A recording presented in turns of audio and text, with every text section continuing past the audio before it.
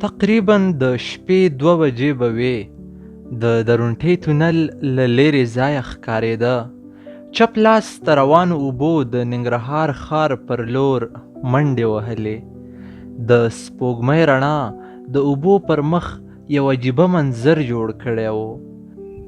پر سړک د ولاړو ګاډو د څراغونو سرو او ژیړو رڼاګانو هم د اوبو روڼوالی منعکساوه. په موټر کې زیاتر خلک ویده وو.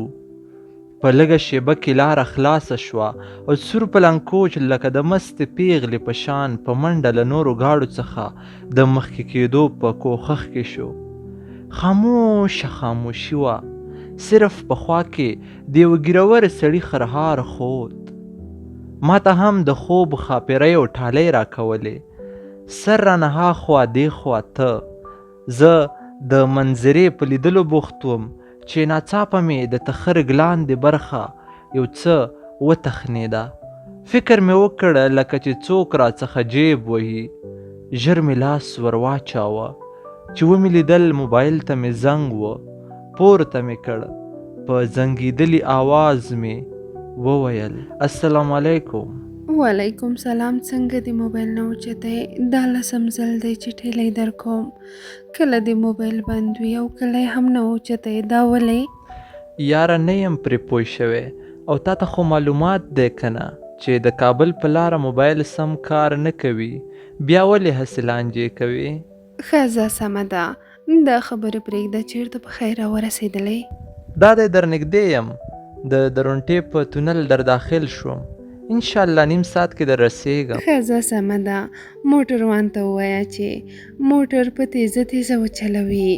ما ته له تا څخه بغیر ډوډۍ خوند نه راکوي. د حمید په لاس مې درته له بازاره کبان راغوښتي. هغې وخوړه او ویده شو. ته زر زر راشه که نه.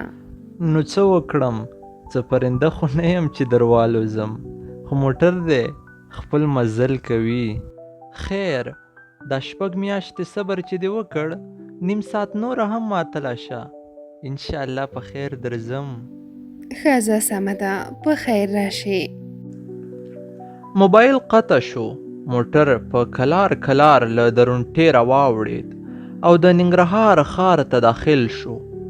د ولایت مخې ته د سالار د کباب بوی را باندې ډېر خوږ ولګېد. یو څه مې ترې راواخیستل.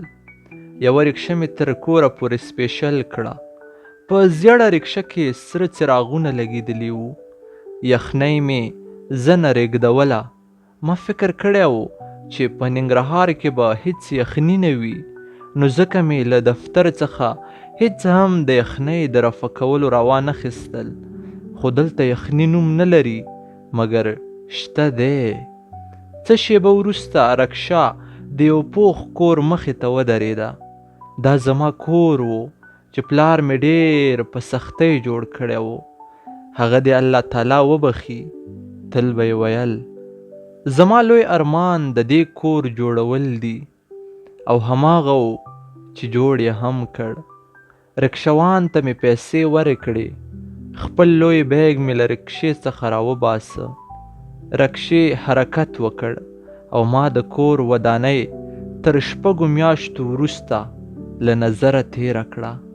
یو څه ژړا هم راغله، خو بس مجبوري وه. څه به مې کړي وای چې ژوند کوو، کار خو به ورسره کوو که نه. د کور شنه دروازه مې ټک ټک کړه. سیلۍ راووته. د سیلۍ په سترګو کې اوښکې ډنډ شوې. غاړې ته مې راوغورځېده او په ژړغوني انداز یې وویل ته ظالم به بیا هم ما یوازې پرېږدې. ښه شېبه یې وژړل. بیا مې ورته وویل راځه کور ته. د دروازې مخې ته ولاړ یو. بده خبره ده. دروازه مې بنده کړه. سیلۍ مې یو لاس له ملا څخه تاو کړی و او په سینه یې زما سر ایښی و. ما په نه زړه خندا وکړه. سیلۍ پوره د 1 هفتې په رخصتۍ راغلی یم. زه دا 1 هفته له تا سره یم. چېرته درنه نه ځم. خونې ته داخل شو. سیلۍ لا هم ژړل. ویل یې خیر دی یوسفه، بیا سودي ته مزه. همدلته ننګرهار کې ډیر کاروبار دی. یو مړی رزق به الله تعالی را ورسوي. زما دا ډیر دولت او پیسې نه دي پکارې. زه نه غواړم چې ښه موبایل ولرم. دا هم نه غواړم چې لکه د خانانو په رقم دی د ورځې ډېرې پیسې مصرف کړو. زه د دې دنیا له ټولو خوندونو ستړې شوې یم. زه صرف تا غواړم چې ته نه یې ماته د دې کور هر څه تور او بد خونده راته ښکاري.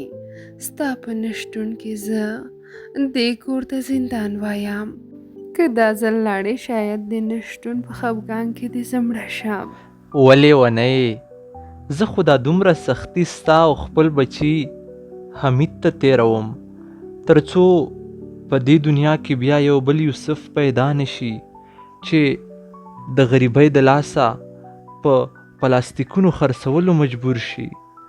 داسې نشي چې خدای ناخواسته زموږ زوی سبا ورځ د تعلیم په عمر کې د دې پر ځای چې تعلیم وکړي د خانانو د بوټونو په پالش کولو مجبور شي. زه نه غواړم چې یو ځل بیا د دې نړۍ ته زما په شان یو غریب انسان راشي. زه غواړم چې زما زوی د سرمایه‌دار دې نړۍ ته راشي تر څو د چا په مخ کې سترګې ټیټې نشي او همدا د یو پلار ذمہواري ده. سمه ده خو مو پرېږده، نن شپه د دې خبرو نه ده. نن شپه خو سپوږمۍ او ستوري هم زما او ستا په یو ځای کېدلو خوشحاله دي.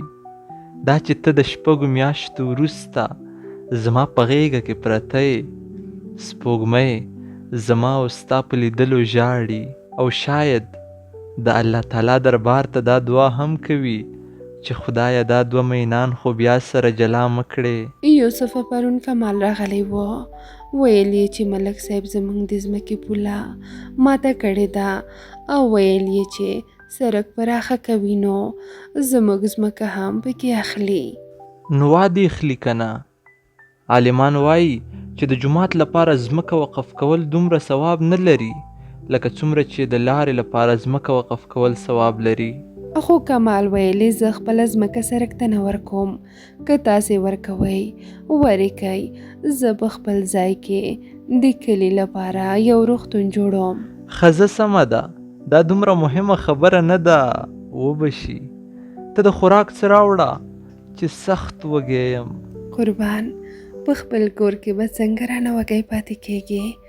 دا دی لاړم او ډوډۍ راوړم.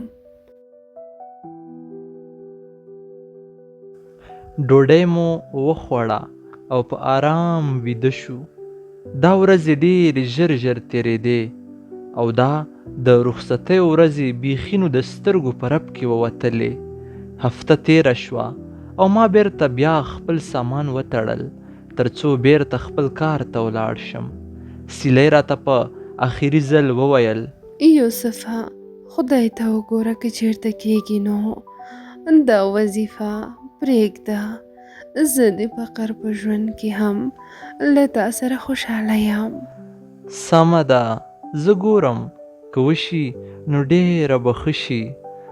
زه بیرته خپل کار ته ولاړم او سیلۍ بیا یوازې شوه. یوه ورځ په کار کې بوخت وم چې زنګ راغی. ومې لیدل د کمال زنګ و. شنه بټن مې زور کړه. زوی مې و. وی ویل بابا د مور وضع مې ډېره خرابه ده، هیله کوم راشئ. کمال ماما او زه په روغتون کې یو. زما له لاس څخه بیلچه وغورځېده. څه سیلۍ ناروغه ده او تاسې ماته اوس خبر راکړ. موبایل مې قطع کړ او د کفیل خوا ته ورغلم. ډېرې زارۍ مې ورته وکړې مګر نه یې منله. ویل یې تاسې افغانان هر وخت همداسې بهانې جوړوئ. دلته ماته کار په کار دی. اوس ته له کاره تښتې، ژر خپل کار ته ورشه. زه بیرون راووتم او بغیر له اجازې مې وغوښتل چې ولاړ شم، خو پولیسو د کفیل په وینا ونیوم. خلاصه خبره دا چې پرې یې نه ښودم. بیرته مې کمال ته ټلی وکړه او د سیلۍ حال احوال مې ورڅخه وپوښت.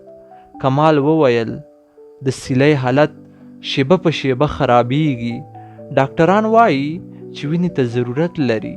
د پرون راهیسې مې پوره 8 ملګرو وینه ورکړې ده، خو په بدن کې یې وچیږي. ډاکټران وایي چې خاوند یې راوغواړئ، شاید ښه شي. ته ولې نه راځې؟ ستا د عیاشانې به په عربو کې ډېرې مهمې وي.